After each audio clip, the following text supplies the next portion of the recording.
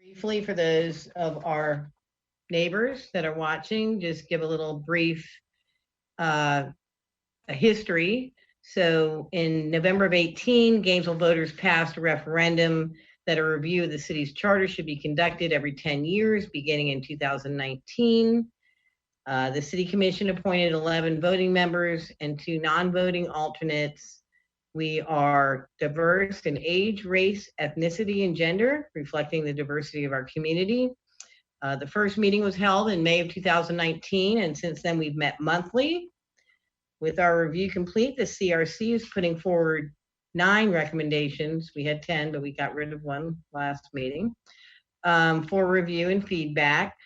3 public hearings have been scheduled. This is our second public hearing. Our next public hearing and final one will be on the 30th, and then we will transmit everything to the commission. After the 3 public hearings, the finalized recommendations will go to the city commission for their review and discussion.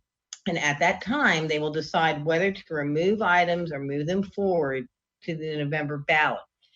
And again, in response to a lot of, we've read all of the email comments and heard the comments on the last meeting and the e-comments. In November, the final decision is made by the voters. So, you know, that's really the bottom line. These are just recommendations, and then they go to the commission, and then the commission decides what to put on the ballot. But in the end, all of you public neighbors watching, you're the ones that make that decision. So with that being said, participants should mute their microphones, click the raise your hand button to request to speak. And if a lot of us want to speak, we'll take everybody in order. For public comment opportunities, you can, again, do written comments to e-comment, email, call the city clerk's office, call your commissioners, email your commissioners, email us. We will have live comments by phone after each item. And then each speaker will still have 3 minutes. And is the toll-free number still the same, Marie? I know you don't have to put a pin in now. Yes, and the number is the same as the last meeting. But no pin is needed. 876-7516. Yeah, that's 1-800-876-7516. So at this point, if we can do roll call, please. Member Barry? Member Blunt? Botcher? Here. Campos? Here. Chestnut? Here. Cohen? Here. Goodison? Here. Henry? Here. Hildreth? Here. Tattersall? Here. And Waller? Here. Okay. And I just want to point out for the record, the picture right there, that's my 1978 graduation photo for all the people that didn't get to graduate this year. The adoption of the agenda, Mr. Campos had sent me a question regarding that last piece of information that Ms. Kessler sent out regarding the kind of data that they schooled, and I don't know if that needs to be added as an agenda item. What do you think, Mr. Campos? I don't know necessarily an agenda item, but just an opportunity to address it, what it represents, because it's something that's relatively new. I just wanted to have that discussion. And agreed, and I think it might come up at that particular item. Don't you agree? It's not an agenda item, so I guess it's at the end of comments, that particular document. It's not on the agenda. Well, no, but I mean, in response to the salaries, we could discuss it at the salary item. That's not what I was referring to, the social media document. Yeah. Showing about what, yeah. I think it was more than that. I think it has to do with everything, right? Okay. That's all right. That's all. I just wanted to discuss what it was representing. That's all. Okay. So adoption of the agenda. Move to adopt. Second. All in favor, roll call vote. Barry, Lunt, Botcher, Aye. Campos, Aye. Chestnut, Aye. Cohen, Aye. Goodison, Aye. Henry, Aye. Hildreth, Aye.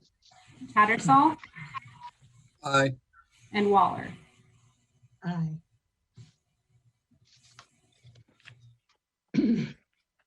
All right, so the first item on the agenda, and I want to clarify something with Ms. Shally.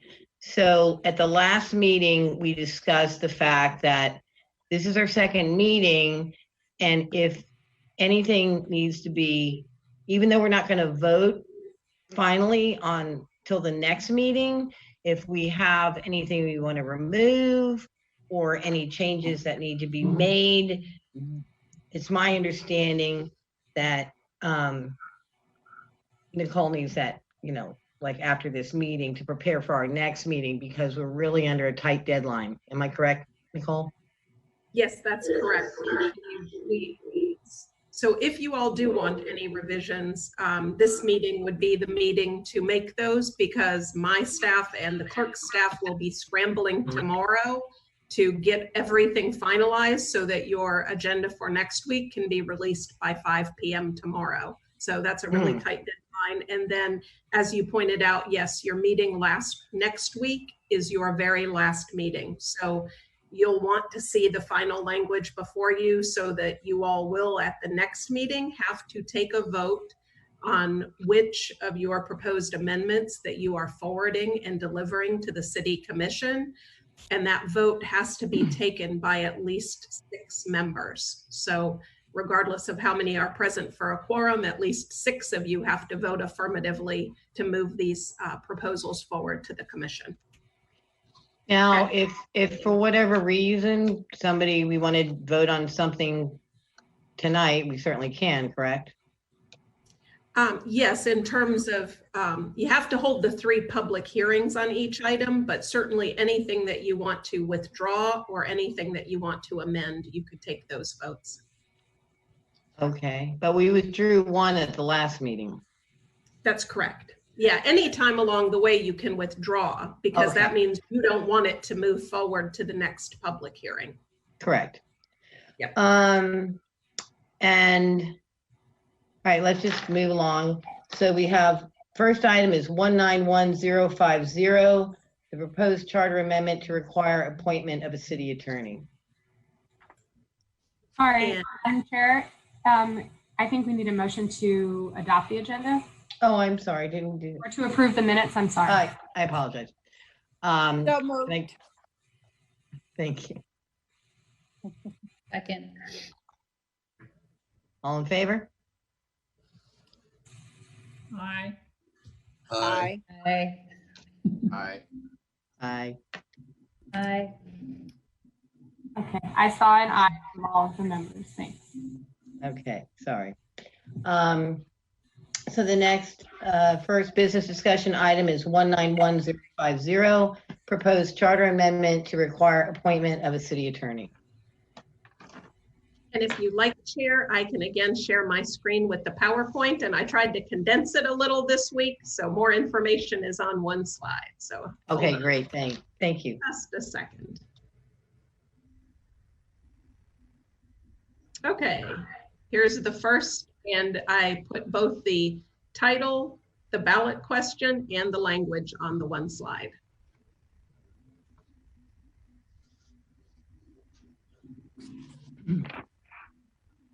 I have one question, Ms. Shally. So the only thing we were doing here was changing shall to may. So where it says like it's underlined, the commission shall appoint a city attorney. I would think in my mind, it would have like may strike through and the word shall, because I'm just afraid that the voters are going to be confused that we didn't appoint a city attorney, or it's just the only word, it's a word change. And it just seems a little, I know referendum wise, it probably has to be a certain way, but it just seems like what it's really not that it is. That makes sense. Actually, the current charter does not make a statement either way. It's written differently than the other charter offices. It reads, the new language is all that's underlined. Certainly Okay. the charter contemplates that the city will have a city attorney because it says, the city attorney shall prosecute and defend, etc. But it's really silent. It doesn't have the may statement in it. And my other question, and I'll let the rest of the commission, speak, but I mean, is the difference crucial between may and shall? I don't think so. Actually, by putting in shall, the effect of that is you're taking authority away from the city commission, because now with these charter officers that are a may, the commission can decide from time to time whether they would want to have one. But once you put the shall in the charter, then those positions must exist until there's another charter amendment to either remove them or say they can be a may. Well, that changes things for me. Anybody have any comments? Yes, but let me see.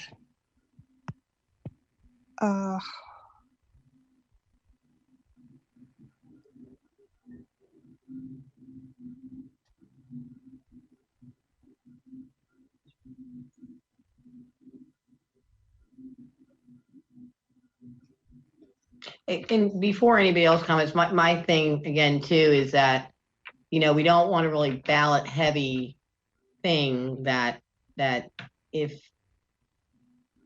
I understand our original thoughts on it, but again, this seems very minute and ministerial. And now that the city attorney has explained the difference, I have a totally different opinion. So. Mary, I agree. I think Cynthia has her hand up. Yeah, but she was muted there for a minute.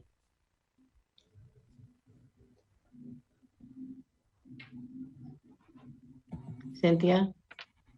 Mrs. Chestnut, it doesn't look like you're muted. Is your volume up? Can you hear us?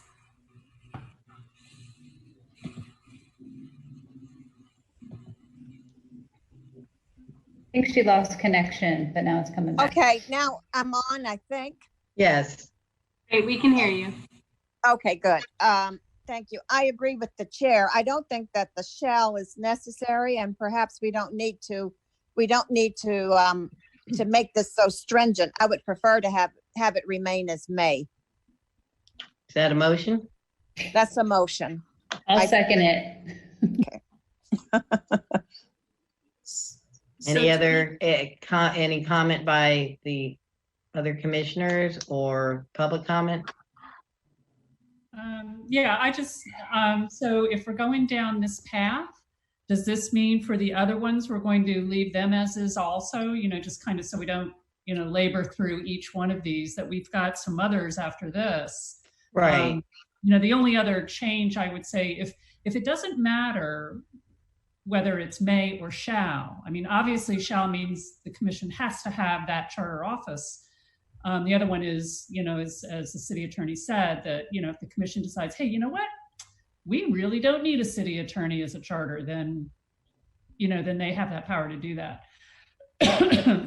But for the city clerk, we're doing the shall as well as renaming it city clerk instead of clerk of the commission. So just kind of want to bring that up. If we're going to do this for this one, then, if we can move expeditiously through the next three. Yes. And I agree. I'm trying to. I think we still need to do them one by one though, but we can do it expeditiously. Does anybody other have any comment We have a motion and a second, correct? Are there any public comments, Larry? No, ma'am. All right. Voice, roll call? And just so I'm clear, this would be a motion to withdraw this and not have it move forward to your next public hearing, correct? Correct. Correct. Okay. Barry, Yes. Blunt, Botcher, Campos. Oh, I'm sorry. Aye. Sorry. Botcher, Aye. Campos,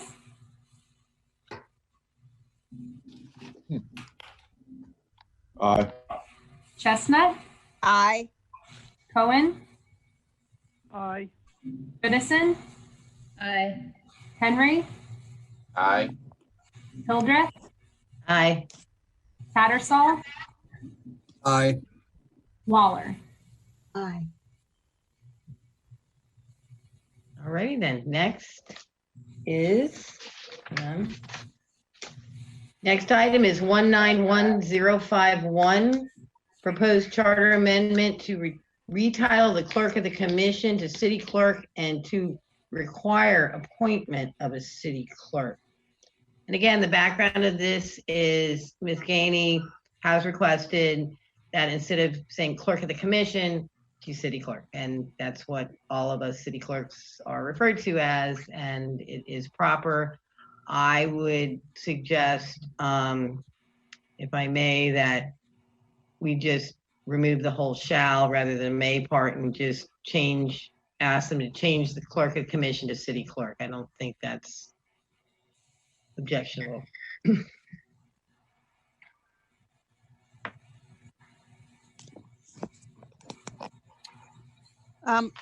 Madam Chair, Mhm. this one, I would like to make a motion to retitle the clerk of the commission to city clerk, and the city commission may appoint a city clerk. I I'll think second.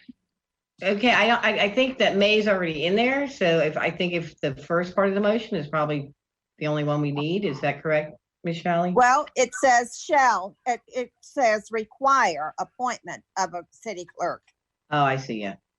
Yeah, so I think it does say shall, and the intent of my motion is to retitle the clerk of the commission to city clerk, but to make it permissive as to whether or not the city commission would like to appoint a city clerk. Okay, correct. Wait, where are we at? Thank you. Thank you. Is there a second? Okay. Shelley, we're on the wrong slide. Oh. There we go. What?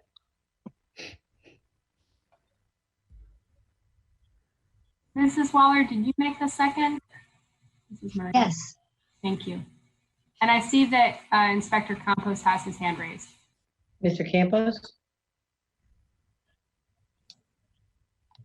Yeah, thank you. Can anyone think of a situation where a commission would not have a city clerk? Yeah, there's one. Yeah.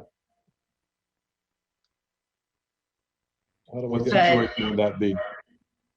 If they're elected, or I mean, like as required in the charter, Mr. Campos? Well, just in operating period, would a commission or a municipality, commission over a municipality operate without a city clerk? And I ask that because if we just leave it the way it is, if there's a way that a city would operate without a city clerk, then I would say, okay, we could say may. It sounds like the only thing we're doing is giving the commission the option to operate without city clerk. And I can't think of a reason why a city would do that. That's correct, but I think Ms. Gainey was just concerned about the appropriate title for her position as is recognized throughout the state of Florida, the International Institute of Municipal Clerks. I mean, it's just an outdated title. for that. Yeah, matter. I'm not arguing that. I'm arguing the may to shall. What does it matter? In this situation, we've already got it. Yeah, I agree. No, I think- But Cynthia's motion was to leave it with may and take out the shall, and that's why I'm Yes. asking the question. Do you see my hand up? Yeah, and I'm trying to raise mine too. yeah, Okay. well, I can't, the problem is I can only see like 3 of you on my screen. So Marie, you're gonna have to let me know when people have their hands up because I can't Have a see it. hand I see Mr. Barry. Mr. Yeah, Barry. well, my first local government job back in the late 60s was as the clerk administrator. So it was molded into the same position. Title was city administrator, but it was / clerk. So that's quite possible it could happen again. And it's not unusual at all to have it merge. End of sentence. Ms. Chestnut? Thank you. And the city commission, this is current language is may, correct? The current Yes. language is may appoint. So we're just keeping the language and changing the title, updating the title. But the city has operated for years with may. So I don't see the problem in maintaining that language, but just retitling the position. Correct. Any other comments? I have one. So if we leave it with may, if the city commission decides they want to not have a city clerk as a charter officer, they can put those responsibilities under another charter officer like the manager. And so if we remove shall, that gives that leeway if a future commission decides to do so. Yeah, that's probably true. Yeah, Okay, I mean, but that's, who knows? yeah, I mean, as with Walt, I'm the city clerk / administrator because I'm the only employee, so I'm it all,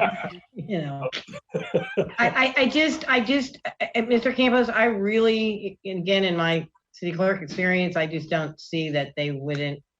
I mean, sometimes I've seen city managers also be the city clerk. We had that situation when I was in Keystone. So again, I just, wordsmithing drives me a little insane. So,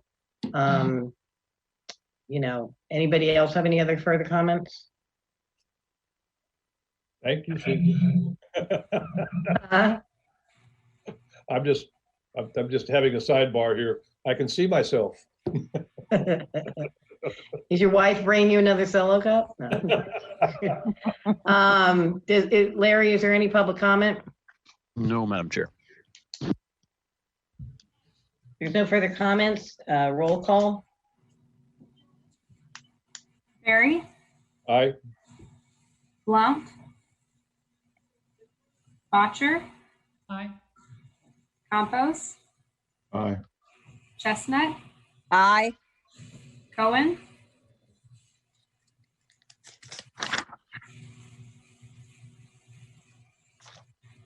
Mr. Cohen,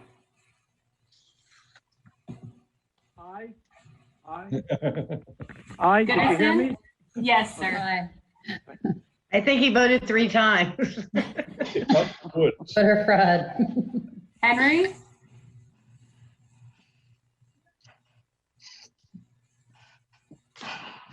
Mr. Henry, Aye. Hildreth, Aye. Tattersall, Aye. Waller. Aye.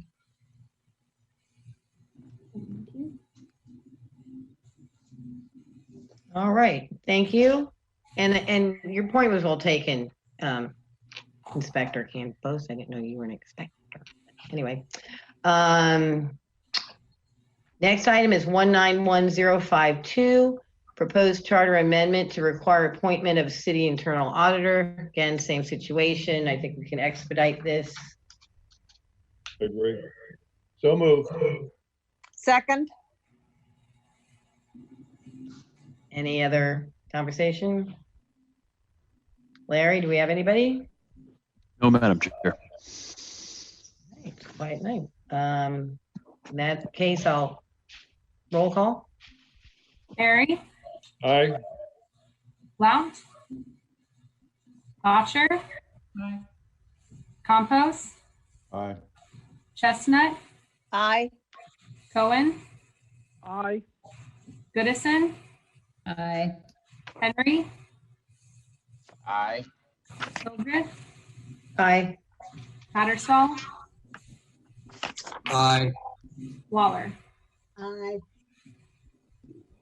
Thank you. Can anyone tell me who made the second to that motion? I think that was me. Or maybe I made the motion, sorry. No. Yeah, Mr. I Barry think I made the motion. seconded. I think I made the second. Thank you, I appreciate that. Thank you. Madam Chair. Mr. Henry? Yeah, my question is, we were discussing the shall in May, right? So Oh. why did we not want to leave the may in this particular position instead of shall? I think the motion We was are. to remove this one, the same as with the city attorney. Was the motion not clear? I think that was the intent, to remove this one as well and not deal with shall and may. Okay, all right, all right. Am I correct, Mr. Barry? It is correct, yes. So Okay, the idea is to unclutter the ballot. yes. No, I get it, but it wasn't clear to me in the beginning. Yes. Okay, I'm sorry, we were maybe being too expeditious. okay, I'm ready. All right, thank you, Mr. Henry. Next is 191053, proposed charter amendment to extend the term limits of the mayor and city commissioners. Ms. Shalley. And there's the title, the ballot question, and the language on one slide.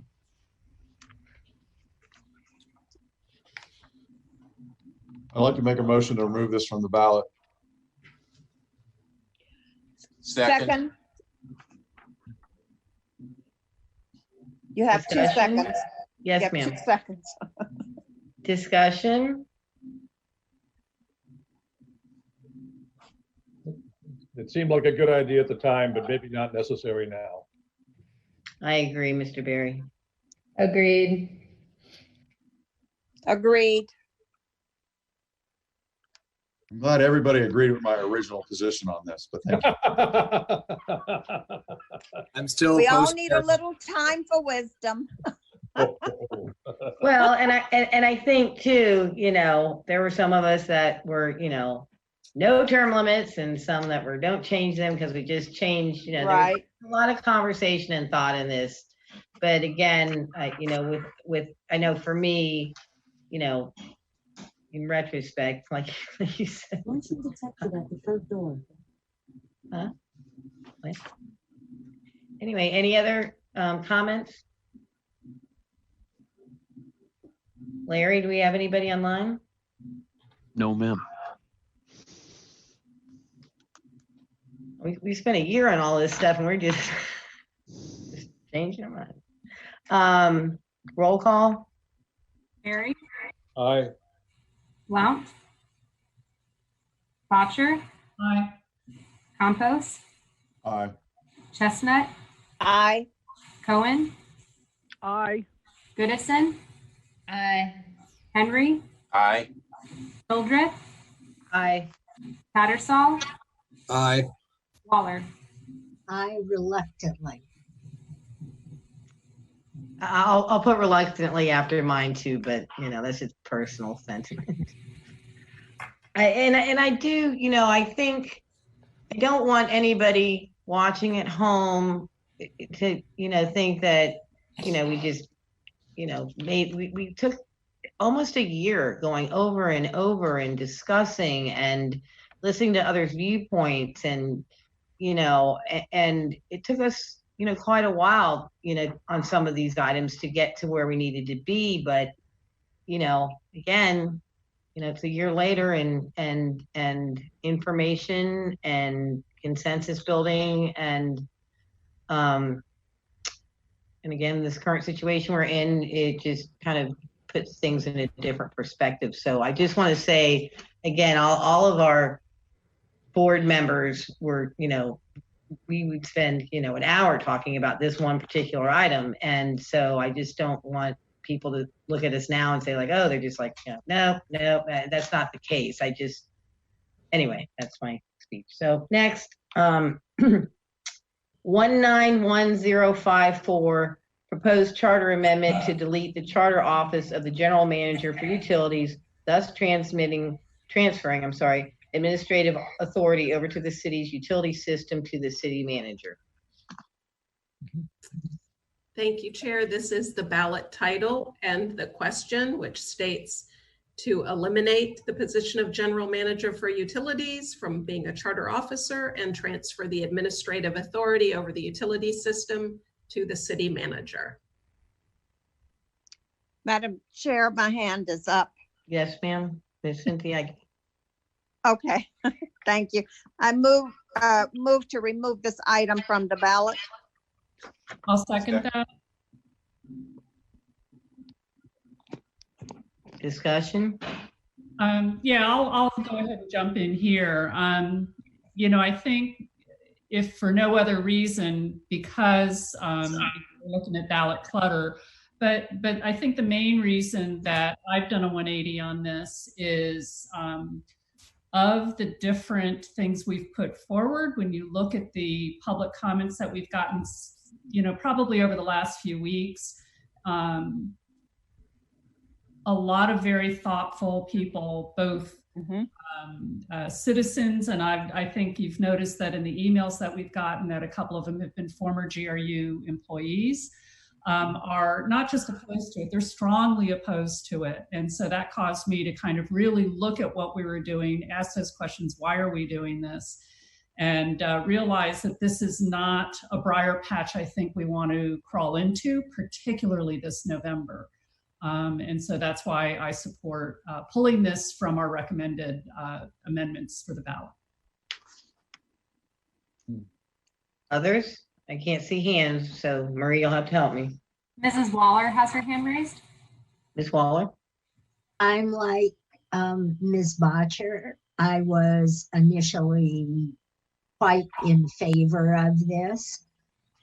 Is one where I think existing conditions and uncertainties and the inability to argue well in favor of it. I too have received more comment on this than almost any other thing, and so I'm in agreement here. And right, Cynthia? Thank you. And Madam Chair, I have been against this initiative from the beginning because I was looking at it as an accountability measure. The utility system is the largest franchise we have, and we definitely need expertise there. You don't always get that expertise in a city manager, and that's why I think that it is important to have someone who understands the intricacies of running a utility system, and we just can't afford to just take this position out and really subject ourselves to perhaps financial distress as well. I agree.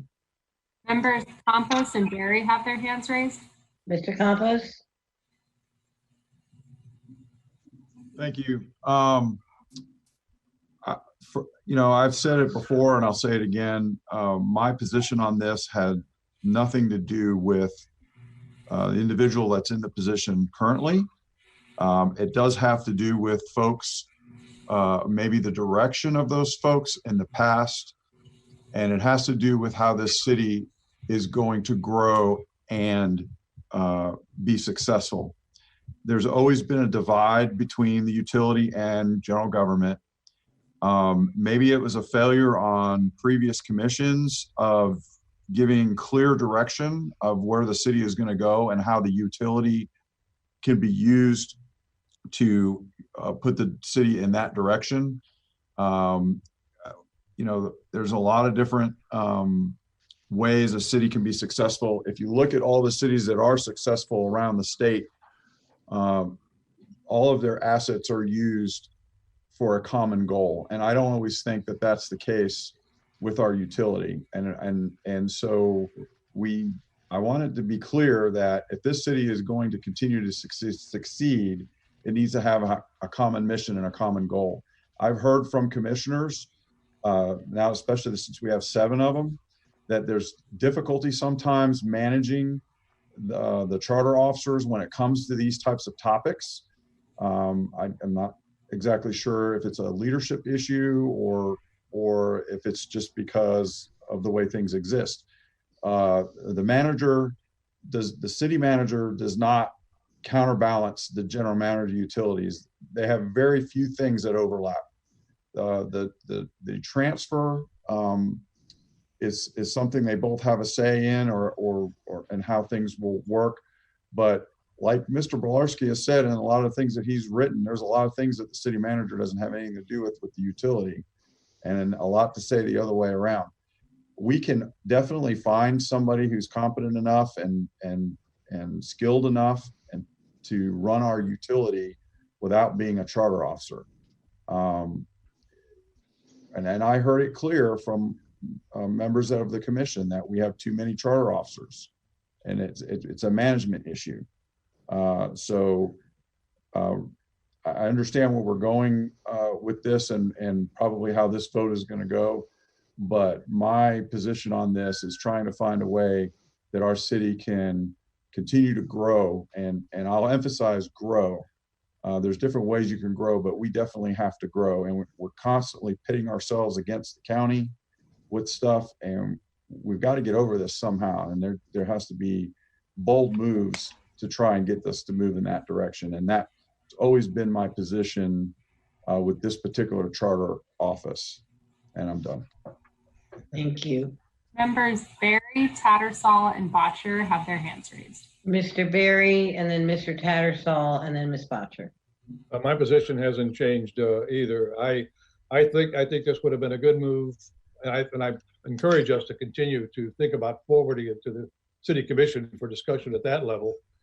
This would be a way of consolidating administrative activity and accountability in the future, as really as Jorge says, it's for the future. It's nothing to do with the past. And the Gainesville's regional utility is how I would like to see it captioned. I see very little of the city of Gainesville anymore when we talk about regional utility issues, and I think that's been a detriment in terms of the visibility of the utility and of the city in providing this stellar service. I mean, we have a fine utility. And again, similarly to what Jorge said, this has nothing to do with Ed Bolarski. I would envision that he would be the assistant city manager appointed when the position was created at some point down the road. So I'll support the motion, not support the motion, I'll support forwarding this item to further discussion at the city commission level. Thank you, Mr. Barry. Mr. Tattersall? Yeah, I've also gotten a lot of information about this. This is one of the most discussed items in our email. I've had a few conversations with some of these industry experts about this. There's just seems to be a lot of confusion about what eliminating the general manager would do as a charter position. I don't think the position itself would be eliminated, and there's a lot of people who want it both ways, that the utility was always managed terribly, but it can't be managed not terribly, like triple negatives and stuff under a general manager. And I don't think so.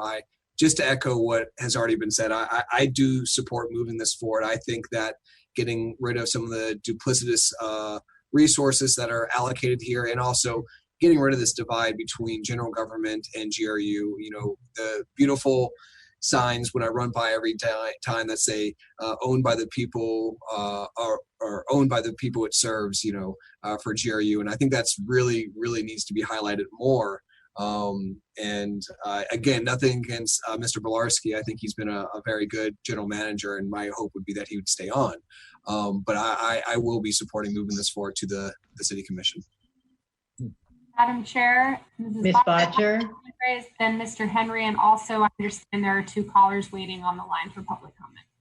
Okay, thank you, Ms. Botcher. I had heard from some commissioners too, to kind of reiterate the sentiment that, they have a lot of charters to deal with. Likewise, the charters have a lot of commissioners to deal with. And we tried and failed to talk about reducing or suggesting reducing the number of commissioners from 7 to 5. That's, I'll leave that aside.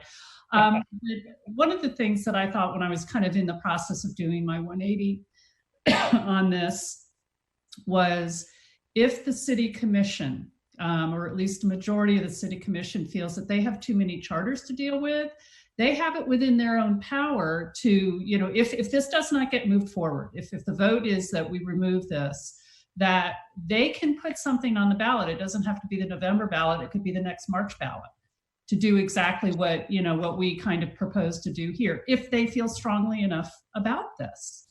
And so it's not that this would never, ever be considered again. The city commission actually has it in their power to take this on, discuss it amongst themselves, maybe even bring in some outside consultants to talk them, for or against it, whatever. So, if we do remove this from the ballot, that doesn't mean that it's never, ever going to be discussed again, that the city commission really can take this up on their own if they wish.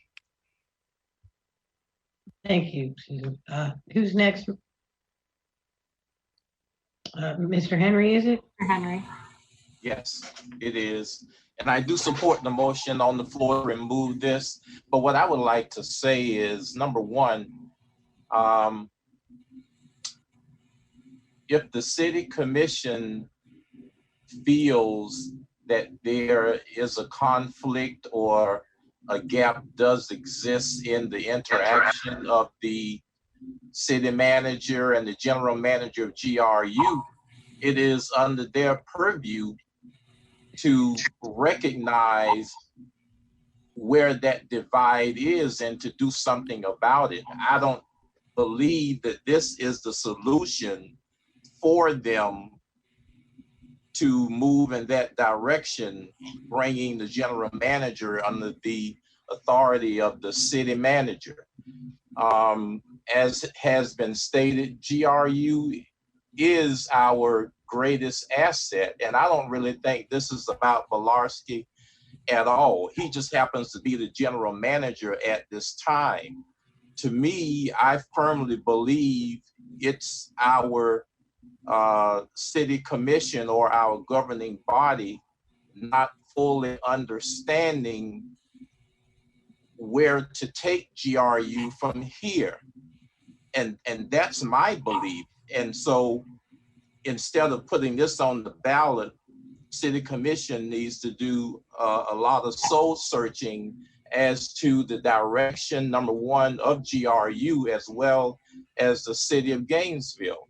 And so I thoroughly support this motion to remove this from the ballot.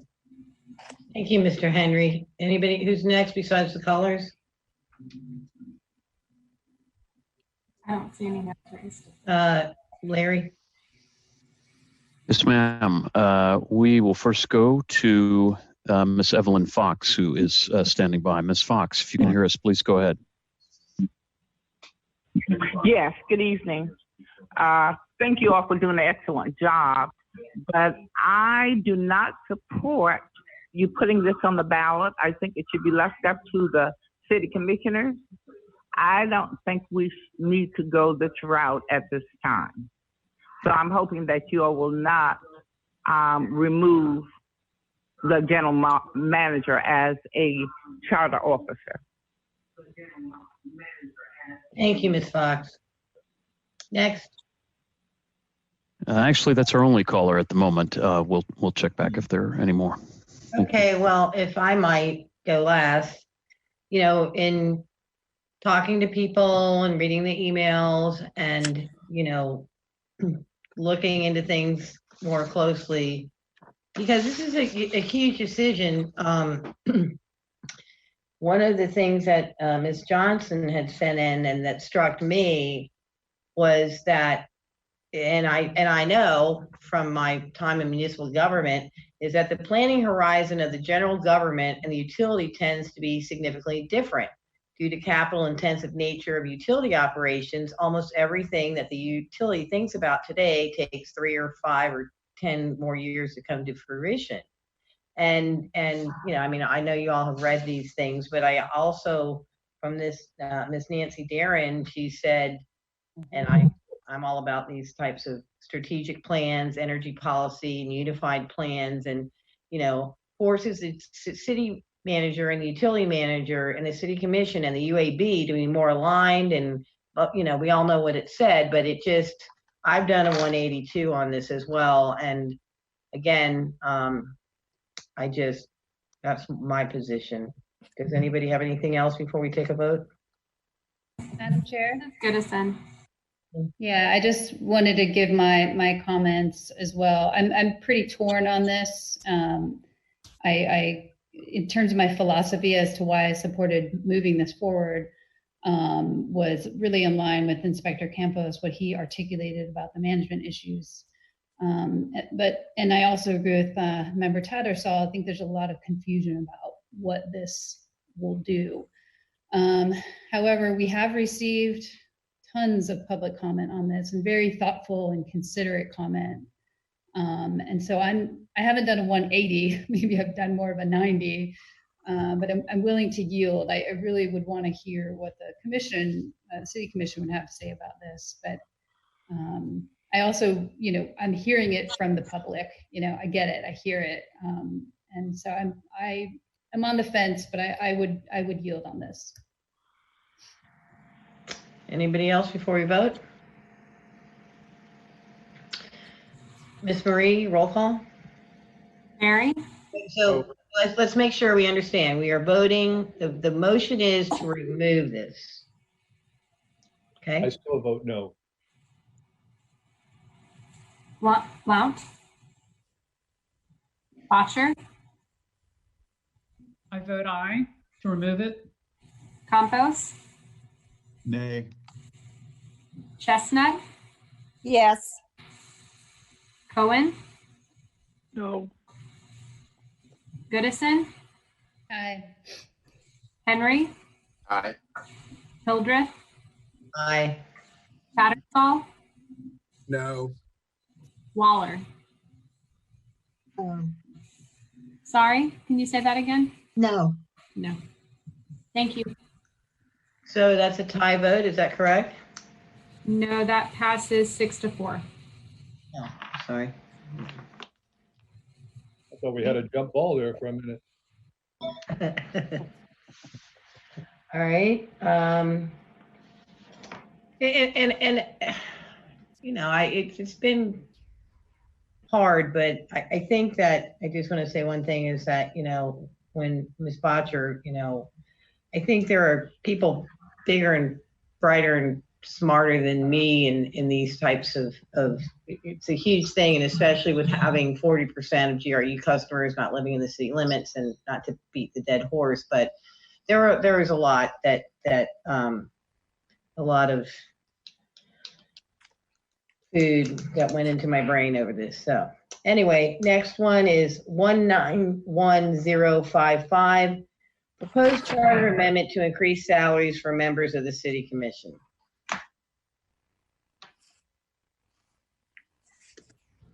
And here is the title and ballot question.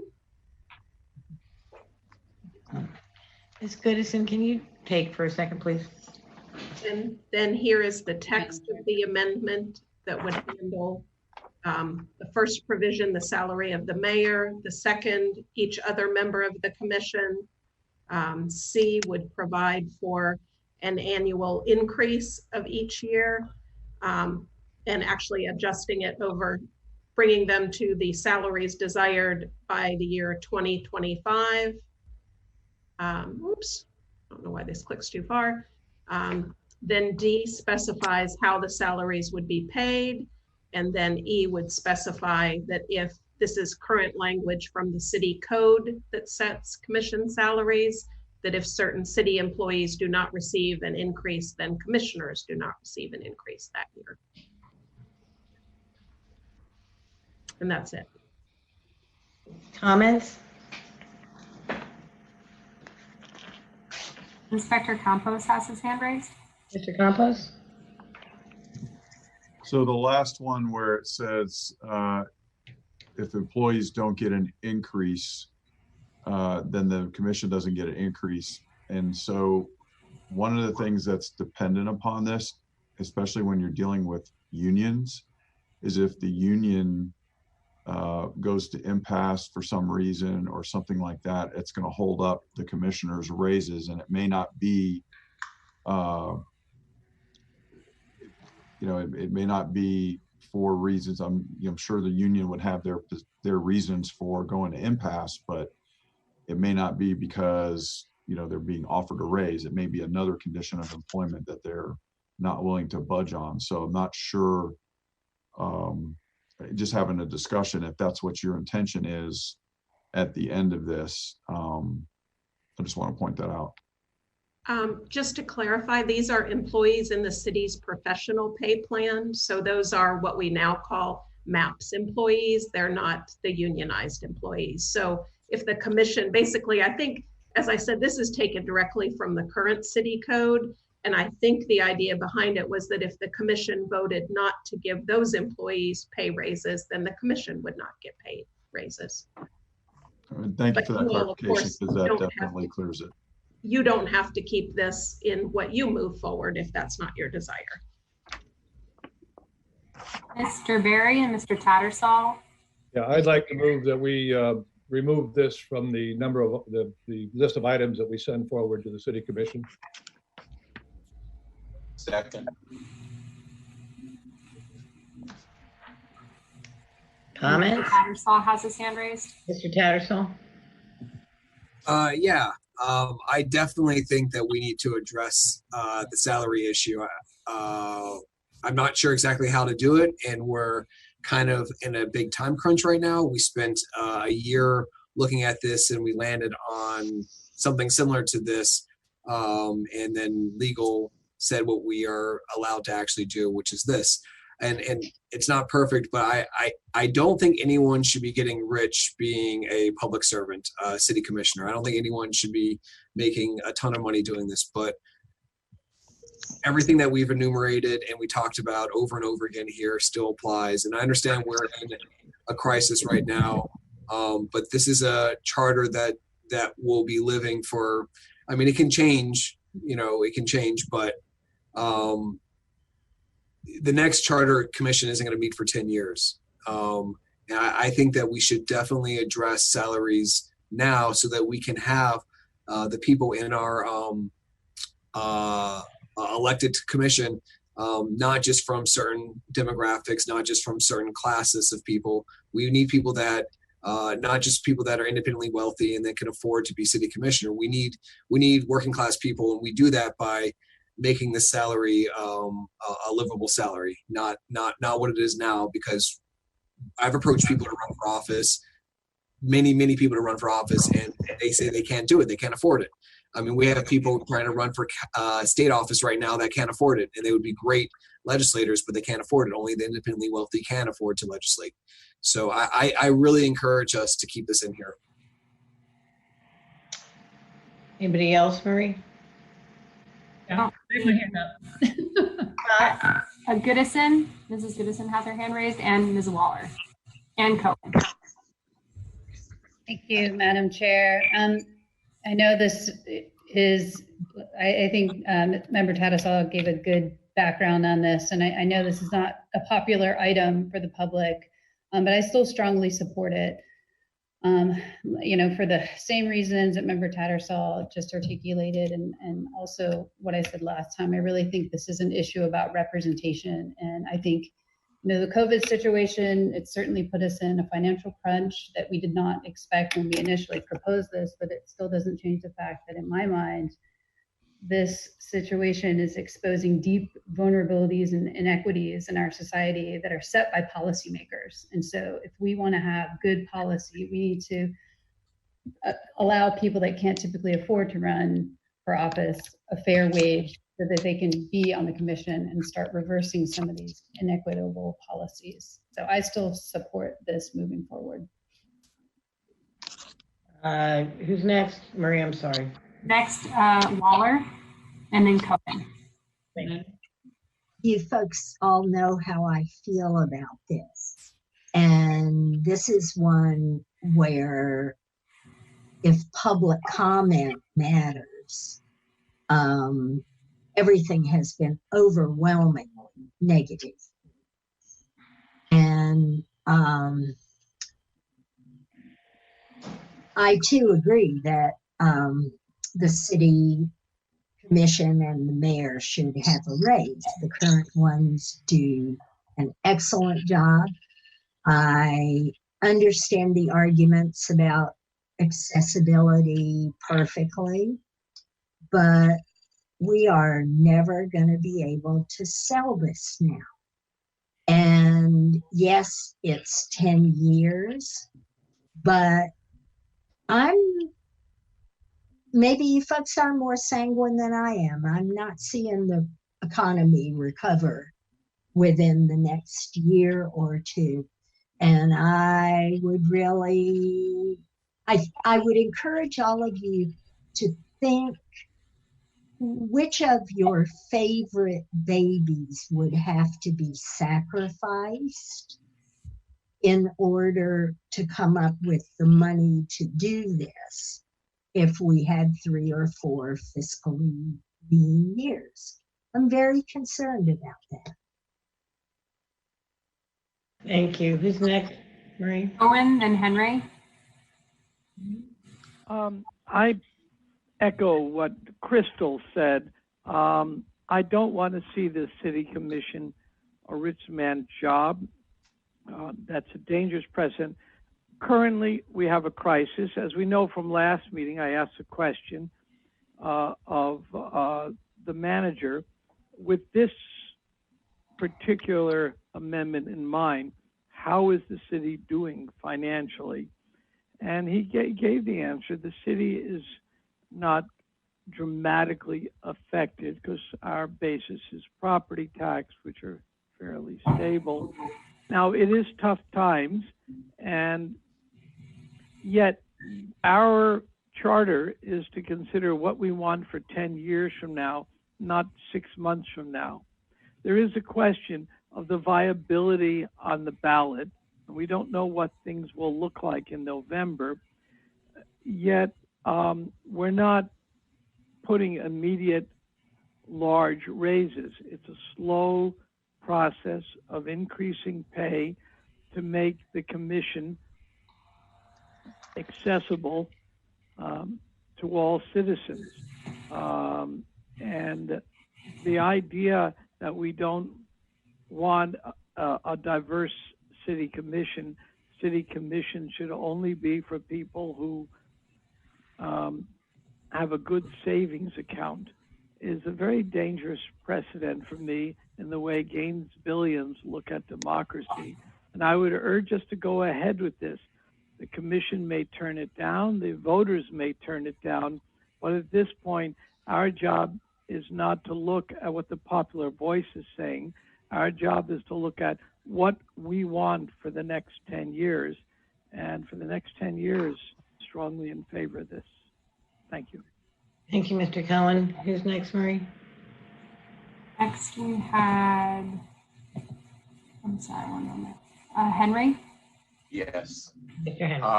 On this particular item, there are actually a number of things to consider. Number one, I've heard comments about not wanting the city commission to be a rich man's endeavor.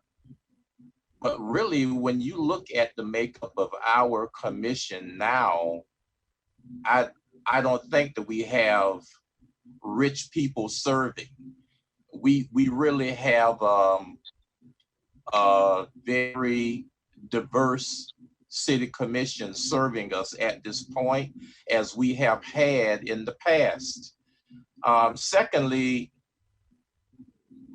a person decides to run for the city commission.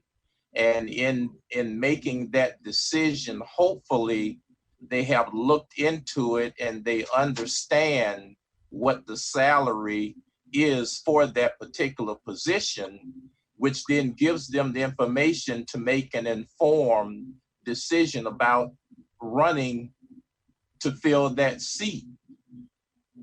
The other part of that is, right now, to me, empathy is more important than being dogmatic about what we want to see as far as the salary. It's not like the city commission doesn't get a raise. It is tied to the cost of living, but they still get a raise. The other point, if you go back to the chart that I mentioned at the last meeting, our city commission actually gets paid more than some commissioners in larger municipalities than ours. And they really aren't at the lower end of the salary spectrum, really. They are from the middle to somewhat higher, actually. My last point is, where is the money for the raises coming from? They're coming from the residents who are going to be recovering from this particular coronavirus situation. So what we're telling them is, even though you're struggling to make ends meet to recover from what you've experienced, we want to throw on you increasing the salaries of the city commission when you yourself are having a hard time meeting the needs of your household. To put this forth at this time is unreasonable, and I don't support it going forward. I stand for this to be removed from the ballot, and that's where I am. Thank you, Mr. Thank you, Madam Chair. Thank you, Mr. Henry. Next, we have Chestnut and Tattersall. Ms. Chestnut? Thank you, Madam Chair. I don't want anyone to think that the city of Gainesville has not had a diverse commission. We've had diversity on the city commission going back to the days of Neil Butler. And I believe that was probably in the late 80s. No, when was that? Maybe in the 80s. But our commission has been diverse, just as we have had people make a decision to run, as Commissioner Henry said. They know what the salary is. I don't think it has impeded anyone from running, but you're not running for the salary. You're running, hopefully, to be a policymaker and to make a contribution to our government. But I don't think we can put this on the back of taxpayers today. If the city commission feels strongly about their salary, then I think that they themselves can raise the salary, and they themselves can bring that to the people. But today, we can't make this kind of commitment. I don't think this economy is going to recover this year, next year, or the year thereafter. And we can't do this to citizens. So I support removing this item from the ballot. Mr. Tattersall, before you speak, since we've all had one, is there anybody else that hasn't spoken on this? Yeah, we'll get back to you, Mr. Tattersall, but I would like to go to Ms. Botcher, and I'd like to also see if we have any callers on the line, and then Jeremiah, we can go to you. We do have callers on the line. Okay, so let's go with Ms. Botcher, and then we're going to put Jeremiah in timeout because he's never got many cookies. So go ahead, Susan. Okay, I just wanted to point out or remind us that this doesn't kick in until a year from October, so October 2021, and then it'll be slowly phased in over 5 years. I don't know if or when or how badly our local economy is going to be over a period of time negatively impact. We know that today, our small businesses that are having to shut down, lay off employees or furlough their employees, that right now this is a crisis for them. We're not talking about imposing this on anybody this year. It won't be until later next year, and then it will be very slowly phased in. So it's not going to be a huge revenue or expense impact on the city budget. Now, if in a worst case scenario, if the economy of Florida and the economy of Gainesville and Alachua County is so terrible that implementing this is something that when the city commission goes through their budget process and they look at this and they say, we can't do this, again, they have the power to put this on a ballot. They could even hold a special election and put this on the ballot and say, we're going to remove this and kick that can down the road. We're not going to do salaries. So I support, for the reasons that were given, of why we believe, and as we were moving this forward over the last year, why we believe that it's a good idea to increase commission salaries. Let's just remember the time frame on this. So I do support moving this forward. Okay, callers. Larry? Yes, Madam Chair. We will start with Anna Prizia, who should be standing by. Anna, please go ahead if you can hear me. Yes, thank you, Madam Chair. I just wanted to kind of echo the comments of Mr. Tattersall and Ms. Goodison and Mr. Cohen in saying that I think it is critical that from an equity standpoint and from a long-term sort of sustainability and attracting talented and interested people to serve our community, that we increase these salaries to be a living salary. I don't want to bring up anybody's personal finances, but I know that people who are diverse and who have tried hard to even decide to run for office have had to make really difficult decisions in order to do so. And I don't think that anyone should have to, make such a sacrifice as their own life, and making a decision between being able to have good food on the table and live in a safe and healthy household, or be serving their community. And so I feel that we need to make the decision to raise the salaries. I didn't get to follow the whole thing, so I'm not sure why we had to divert away from the formula that is used across the state and for the county salaries, but I am in support of moving this forward. Thank you. Thank you. We have another call. Let's see. Let me make sure I get the right person on the line here. We should have Don Neiman standing by. Mr. Neiman, if you can hear me, please go ahead. Yes, I'm here. I want to strongly agree with the prior caller that I believe that it's important to offer competitive salary for all government and private employees, for that matter. We want to draw the best and the brightest and not throw up any roadblocks to prohibit the best people from running. That's all. That's really all I have to say. Thank you. Larry? All right. I believe we have another caller standing by, Evelyn Fox, to speak on this item. Ms. Fox, please go ahead. Good evening again. Good evening again, Evelyn Fox. I don't think in the next 10 years it's feasible to raise the salaries for commissioners. We have policemen out there who aren't making as much money as our city commissioners, and they put their lives on the line every single day. So I am not in support of this motion at all. Thank you. Thank you, Ms. Fox. Larry? Yeah, we have a couple of other callers that are standing by the line. We have not yet been able to visit with them, so let me inquire. I have a phone number ending in 7447. Are you interested in speaking on this item related to commission salaries? Yes, and this is Sunshine Moss. Please go ahead.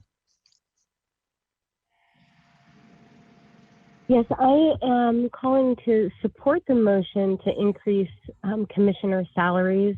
Right now, our mayor has 2 jobs. I think our previous mayor also had 2 jobs, and people have had to make an incredible sacrifice, which it is as a public service sacrifice in order to support our community. However, right now, where the pay stands, a person would not be able to run for office and feed their family of 4 if they were just based on that salary. Single parents wouldn't be able to afford that, and especially given the extensive hours that are required in order to be a city commissioner, they're often working very late nights and into the evenings, and so it becomes all consuming, and there's all sorts of extra costs on top of just the position itself. And so I think that the pay for that job needs to be reflected in the responsibility, or the responsibility of the job is to be reflected in the pay. Thank you. Madam Chair, we have someone standing by who is identified as KN Young, and I don't know if she or he is wanting to speak on commission salaries or not. Yes. Okay, please go ahead. Yes, I am. Hi, my name is Kristen Young. I called about this at your last meeting, and I support a number of comments, especially Mr. Tattersall and a few others, in that this is not a living wage for a job, a full-time job, or a single parent, or a family with children. One of the things I don't think has been discussed, and I've discussed this with people who've been in office, in that if you do have to have a second job to support yourself, conflict of interest can come up with that. Or if you're not in a field that is as flexible, you can't take the hours on as a city commissioner. And I'm active in advocating for a number of issues on both sides of the street, both county and city. I can get in with a county commissioner for a meeting before, when the agenda is released, I know it's on there before the next regular meeting. On the city side, I have to wait 4 to 6, sometimes 3 months to meet with city commissioners, because they're not as available to the public, because they do have second jobs. So I think this is a full-time job. We have people with advanced degrees, and the pay should reflect the job responsibilities. Thank you. Madam Chair, that's all the calls we have at this time. All right, I guess I can let Mr. Tattersall talk one more time. Mr. Madam Tattersall. Chair, before he starts, I'd like to make a comment too. I haven't been able to speak in yet. I see Tattersall, Goodison, and Campos. Okay, so Mr. Campos, you spoke the first time. So Mr. Tattersall, then Mr. Campos, and then Ms. Goodison. Did Mr. Campos speak the first time? He spoke on the other issue, not this one. Oh, I apologize. Okay, I'm sorry, Inspector. Go ahead. Thank you. I just want to point out, I'm in agreement with a lot of comments that are made, especially from the callers, but I think we came up with a good way of calculating a salary. And I think we should be the example for the rest of the state on how municipal commissioners should be paid. We should be the exception to the rule, not the rule. And I would also say our community is unique in that across the street, our commissioners have to deal with county commissioners, and our commissioners have to make decisions that are more important in a lot of aspects than what the county commissioners do. So I think they should be adequately compensated for that. So if the county is already receiving a certain salary, and these salaries are not equal to those salaries, but they should at least get comparable pay. And that's all I have to say. Mr. Tattersall. I feel like I've spoken a lot on this issue, and I don't think that speaking more on it will do much harm or good. I think I'm okay. Thank you. Okay. Ms. Goodison. Thank you, Madam Chair. I just wanted to circle back one idea from Member Blount. I know he's not here today, but he brought up the idea last meeting about moving this schedule further into the future. So instead of starting the salary increases on 2021, starting it on 2024. And that might be another way to address the economic hardships that are happening now, but still we could move forward our intention to increase the salaries. So just wanted to throw that idea back onto the table. Thank you. So if there's nobody else, can I go? Guess so. So again, I was the only one all along that votes no on this because again, I don't think it belongs in the charter. If you look at majority of city charters do not address the salaries. And I know it's political suicide again, like I've said before, to try to address it by ordinance, but I will say when I became mayor of Keystone Heights in 2006, I was being paid $600 a month. Now, granted, it's not a comparable city, but in 2008, when we had the Great Recession, I had a council member vote to cut our salaries in half. I wanted to vote no, but I said, okay. I think they do. I agree with Mr. Henry. They already are provided with CPI. And my other concern is the employees of the city of Gainesville not getting this kind of percentage raises. And what Ms. Fox said about our police officers or our teachers or whoever, it is to me, and I was a mayor for 8 years. It's not nearly as big of a city, but it's you choose to serve the public, and I love all of our city commissioners. I'm so proud of my city. I'm so proud of our county commissioners and what we've done during this COVID pandemic. And I was 2 hours from 4 till now till 6 on the county commission. They do a great job and they're very passionate people and they work really hard. But I've also seen throughout the state, there's people that just show up to the meeting once a month, and not that our commissioners do that. And plus they have GRU and they have all these other things, and they do way more than the majority of elected officials do in the state of Florida. They're not just policymakers. They're out there trying to make things happen. They're trying to engage with their community. They make huge sacrifices because they care. But again, I don't know. Does anybody have any other comments? If not, then roll call vote. So let's Marie, if you would restate the motion, please. Sure. So the motion is to withdraw the proposed charter amendment and not to move it forward to the city commission. Okay.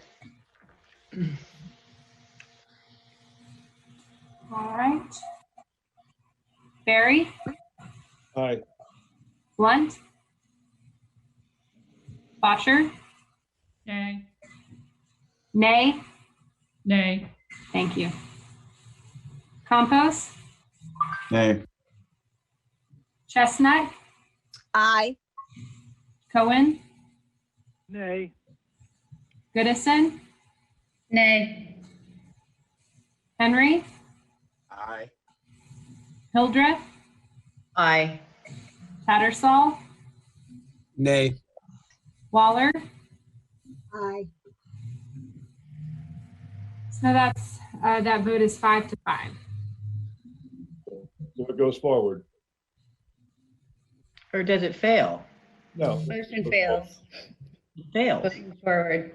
Oh, well, the motion fails. That's correct. So the item goes forward. Yeah. That's fine. Mm-hmm. Wait, can I have clarification, please? You don't want it from me. The attorney is there.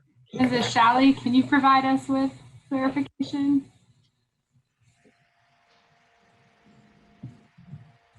Trying to unmute myself, sorry. I believe when the motion was to withdraw it, since that didn't pass, I believe the only practical thing that can be done is for it to move on to your next public hearing. And hopefully then you will have an odd number of members. Or actually, even at your next public hearing, yeah, you'll need at least 6 members to vote in favor of it for it to move on to the commission. Or to be removed. Or to be removed, yes, either one. So, but, okay, all right, thank you.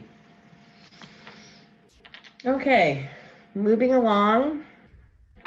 We are at 191115, proposed charter amendment to eliminate the restrictions on use of funds for construction of paved services in designated areas. This should be an expeditious one. Member Tattersall has a comment. Mr. Tattersall? Yeah, I'm sorry. I didn't want to just jump in and start talking over you. Attorney Shelley said that you need 6 votes to move it forward or remove it. So the motion was to remove it, and that failed. So is it just kind of sitting in this limbo that we have right now still? And then next meeting, there'll have to be a motion to move it forward. Otherwise, it doesn't move forward. Is that my understanding? No, I didn't say that you needed 6 votes to withdraw it, because right now, I mean, certainly you do because you only have 10 people present, but the bigger point is for you all to move a proposal forward to the city commission, it will have to be voted on by 6 of you at your next meeting. Got you. Understand. Thank you. That's why I think for now, the only practical thing you can do is move this one forward and see what happens at the next meeting. Right, so this would be voted on probably again at our final meeting on the 30th. Yes, the increase of city commission salaries. Right. Yeah, yeah, gotcha. All right, any comment on this particular amendment?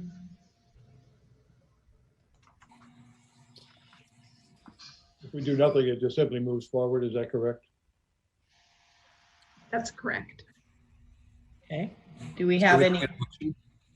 I'm sorry? We don't need a motion right now? Not unless you want to withdraw it. Nope. Do we have any callers, Larry? No, no, Madam Chair. Yeah, I just think, you know, back on last week's Mr. Tattersall's comments, and I think there was somebody else, you know, it is kind of a little confusing, again, for the voters just to understand that we're not going to pave paradise and put up parking lots for those of you old enough. That's all. Yeah. I say we'll have to explain it. Yes, exactly. I think this is one that's going to need some education. Yeah, it'll be pretty easy to explain. All right. Well, Mr. Berry, we'll make you the captain environment of this one. Well, yes, I'd be glad to. Bob Cohen has a pretty good handle on it as well. That's true. Got to wear a cape. Glad to help on this one. Very glad to help. You'll kind of be like Batman and Robin. We got it. I know you do. I've been called Batty, so this is good. All right. If there's no further comment, no calls, we can move on. 191121, proposed charter amendment to create a charter preamble. Madam Chair, I'm very sorry. One of our earlier callers actually had wanted to speak on the item that you just passed over, and I didn't realize it. I apologize. So stand by for 1 second. And Ms. Young, if you're still there, you can go ahead. I'm fine with not speaking if the commission's moving forward. We are. You're welcome to speak. Okay, I'm done. Thank you. And no, that's okay. I'll no. I'm confused. All right. All right. No other calls. Thank you, Larry. I'll just make it a verbal reprimand then, okay? Thank you. All right, so we are back on the preamble. Madam Chair, I think the disposal of utilities Oh, item. I'm sorry. Was I skipping ahead? I apologize. Oh, you're right. I apologize. So 191120, proposed charter amendment to further limit the authority of the city commission to dispose of certain utility facilities. And this is one that we worked the slight revision that was made at the last meeting to include the word treat, so that it says you can't reduce the capacity of the system to produce, distribute, or treat. So This new version has that incorporated. Any comments from the commission?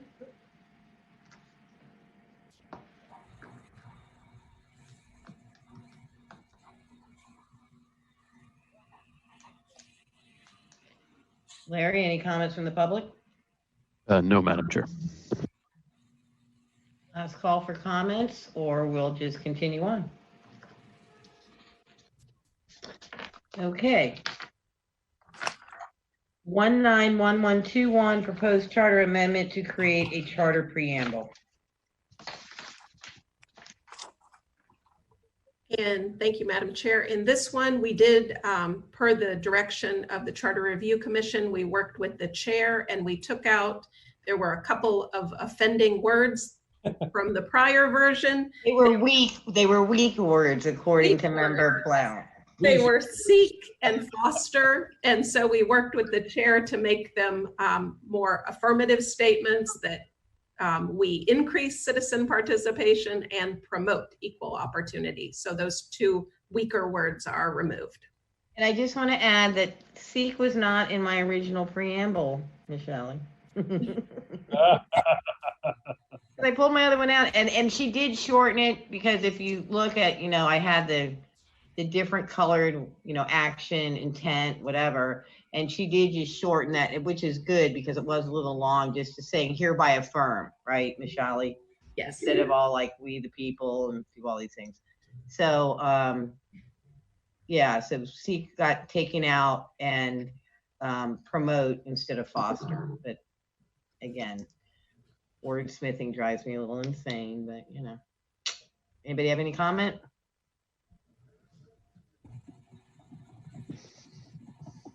All right.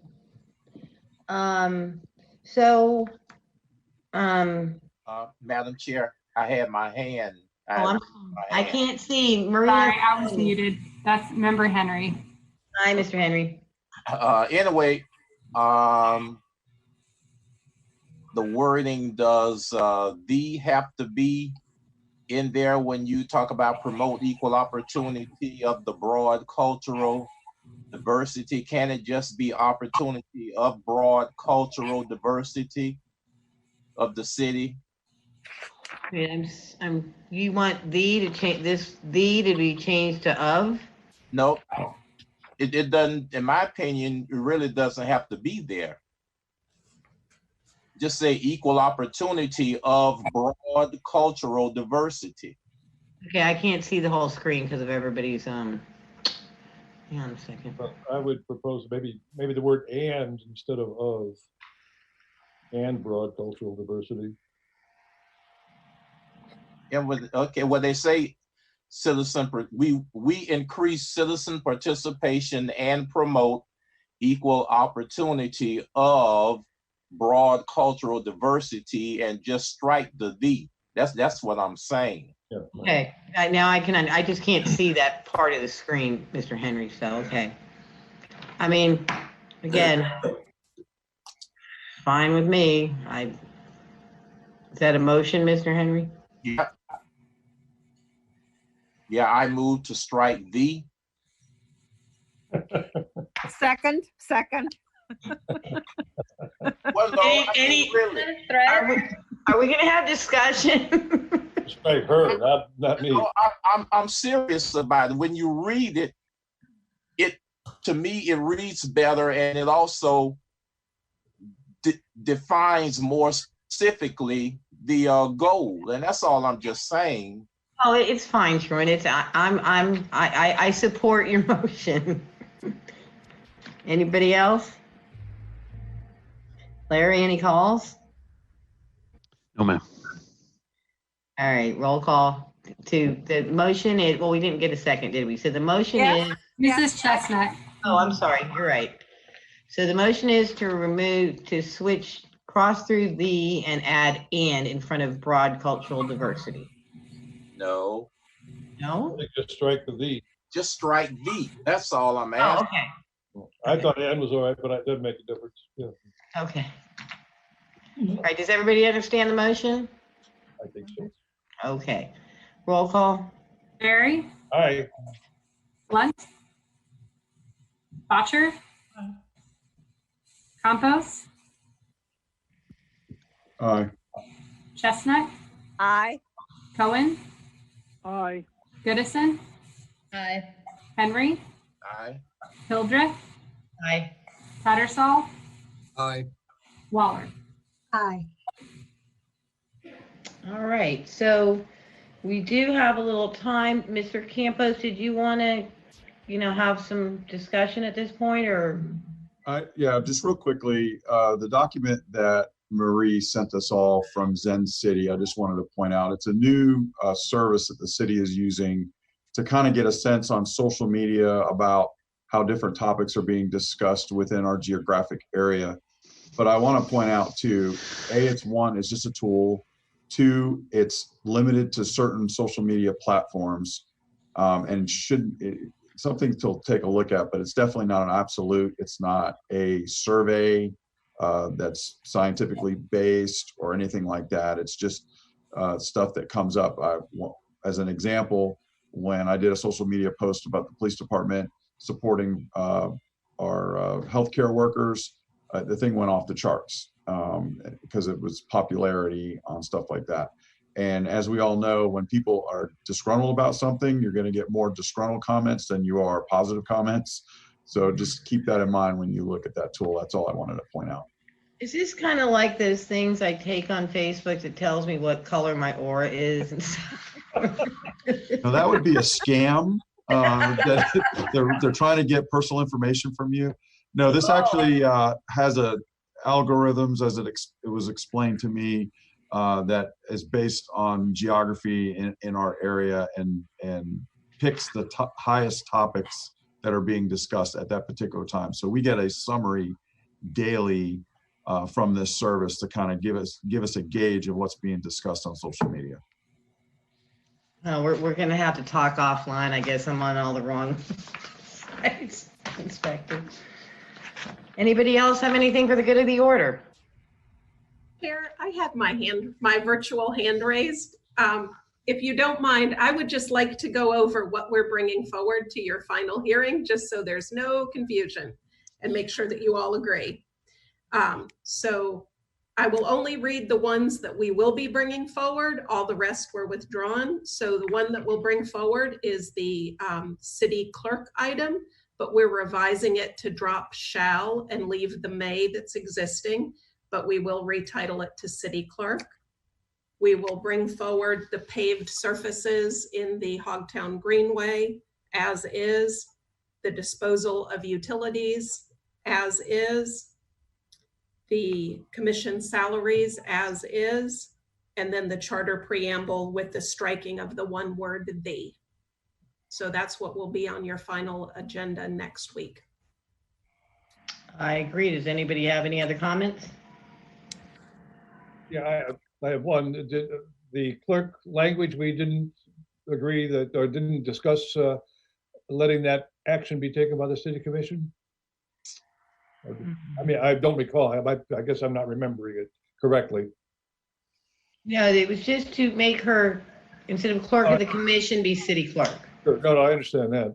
And the city commission can't do that because it's, okay, I got you. Because the charter calls it something else. Sorry. All right. Never mind. Anybody else? Oh, I think this is the first time we've been done this early. Can I ask one quick question? Oh, Jorge, okay. I know a lot of us have talked about some of these issues is an educational thing that we want to inform the public on. And so what I'm not sure of, at what point do we do that? Because until we're disbanded, for lack of a better description, we're subject to sunshine. But after that, at what point can more than one of us inform groups of people or whatnot if they want to get an explanation of this? And does anybody have a desire to do that? Well, if I might, and I meant to start on it today and I didn't, but I'm going to work on it tomorrow. I'm going to do the letter to Mayor Poe, kind of saying, and I guess I can shorten the letter now because we're only moving certain amounts forward, but saying what are, different people's reasonings were behind these certain issues, And then secondly, Mr. Henry had recommended, the things that we didn't put forward, and now we have more that we're not putting forward, but to kind of have like a white paper or a summary of here's what we talked about, again, like residency and other issues. Here's what we talked about. So I'm going to put together a draft from my perspective, and then I'm going to send it to Marie to send out to individual people like Jeremiah or Mr. Cohen or Mr. Can or whoever who has different opinions on different things. So it'll kind of be like what we're moving forward, and then a second addendum attachment or whatever that says, but here's what we still talked about, and we would like you to consider addressing this by ordinance. And then once everybody kind of puts in their 2 cents, and then we'll put it all together because Michelle needs it before May 1st. Right? Actually, what it is the charter requires that you deliver these proposed amendments to the commission by May 3rd. And because that's a Sunday, I think the thought was that you would transmit it obviously that Friday or Saturday. Right, but in addition to the however I transmit something, Mayor Poe wanted a letter from me kind of giving a little background. I'm not going to go into vast detail, but some people, it was more in some people's wheelhouses on certain issues than mine. Mr. Cohen for the Hogtown Creek, whatever. So anyway, I'm going to put together a skeleton draft and ask to send it out to everybody. And again, what we're putting forward, or so far we're putting forward, and then also the things that we talked about that we want them to know that we considered, and we would encourage them to look at it from an ordinance standpoint. So my question is that going to be an agenda item for the regular commission at some point, your letter or discussing that, or I'm not sure. If I recall, I don't have it right in front of me, my millions of papers here, but I think Mr. Poe had requested it prior to the May 14th meeting. But I think it's a separate thing from transmitting them, Nicole, versus me doing the background documentation that the mayor asked. I'd have to refer back to the mayor's letter, but just so you all know, we've asked the city commission to hold a special meeting on May 11th to review each of your proposed charter amendments and decide whether there are any they want to veto. Because we're under such a short timeline now, that whatever ordinances they want to move forward to the ballot that they don't veto would have to be adopted in June to meet the supervisor's deadlines. So I imagine at that May 11th meeting, they would want to look at each of the proposed amendments along with your rationale and the charter officer's analysis and determine on May 11th whether they want to veto any. Okay, but I still need to do a letter on behalf of the CRC. You're talking about the rationale for each one? Yes. Yeah, I think that was the city commission's request. That's not a requirement of the charter. That was a request that they made of you. And so then back to Mr. Campos, I mean, I can have it ready. I plan on doing it tomorrow. And then sending it to Marie to send out to other members to add or comment. I mean, again, without violating sunshine laws. I think what you'd have to do is if you send it out in time for next week's meeting, anyone could provide their input at next week's meeting. Okay, perfect. I just pulled up the charter to the question of when fall will be out from under the sunshine. And the charter provides if you don't submit any charter amendments to the commission, then you're dissolved automatically upon that May 1st date. But if you do, otherwise, you're dissolved on the date of the November general election. So fall will continue to be on board, although I don't think there's any need for you to continue to meet unless, suppose the commission were to have some question for you or something arose that needed you to come back and meet.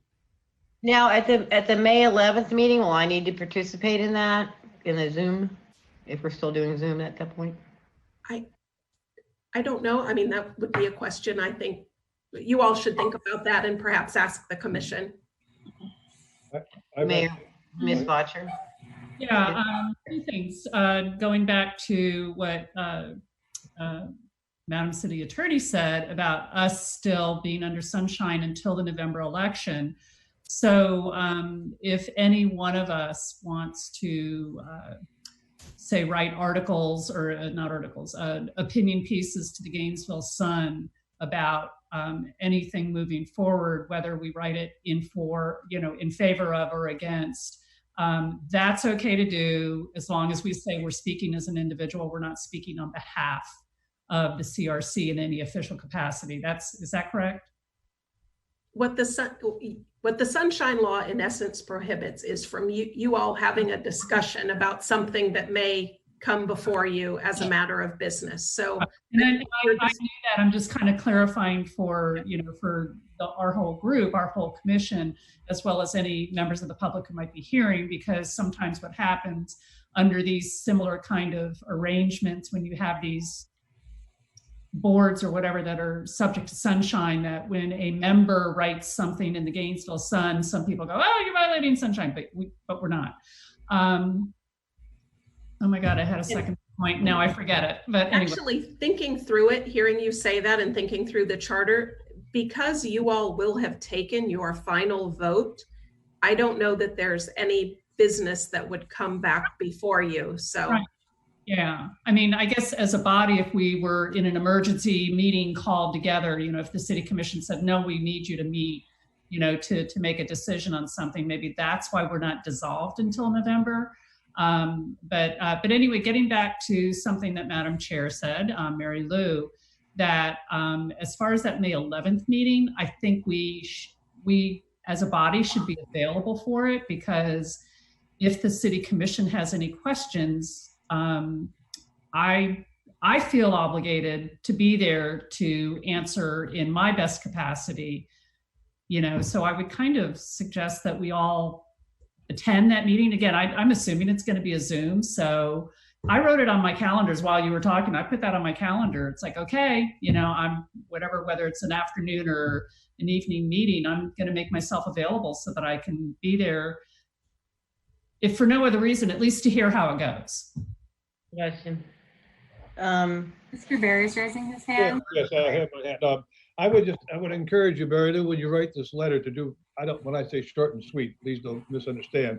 What I think we should not do is create talking points beyond what you intend to convey. Just specifically what we approved and how we approved it, not background discussion or but-fors. Sure. Yeah. I think he I definitely intended to be short and sweet and like what the consensus was. I mean, I'm not going to get back into this one said that. Yeah, I totally will. My other question though is, okay, I'm going to do a letter to the mayor and I'm going to do the kind of white paper and I'll get that out to you. I'll get that out tomorrow so that Marie can include it in the agenda if we want to have discussions or additions before we transmit everything on the 1st. But I think something also to think forward of, and maybe it's not our job, but the whole educating, I don't know if staff or, who's going to be responsible to try, again, so hard to get the word out, on these different things and what they are and why we're promoting them or moving them forward, or if that's on the committee, again, like the Hogtown Creek one, that could be seen, in reading it, people might think, we're going to pave Paradise or pave the parking lot or pave whatever. So, Madam Chair, we could, the local League of Women Voters usually does a voter guide, so we could work with them.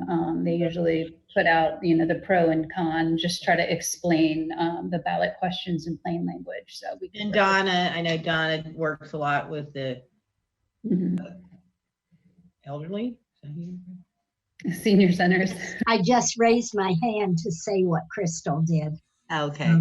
We'll do a local issues voter guide that will talk about the pros and cons of all of it.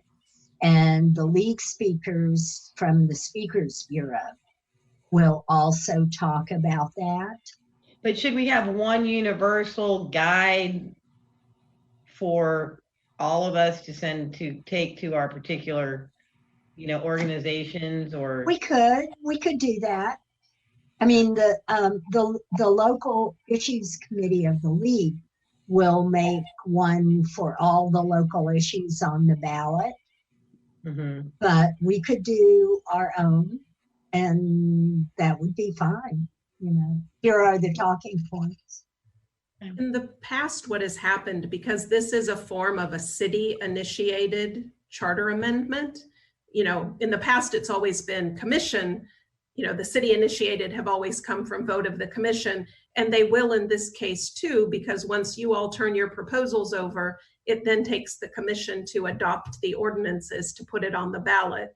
So I would anticipate that the city communications staff will engage just as they always do with city-initiated referendum questions and put forth information through all the city's various media channels.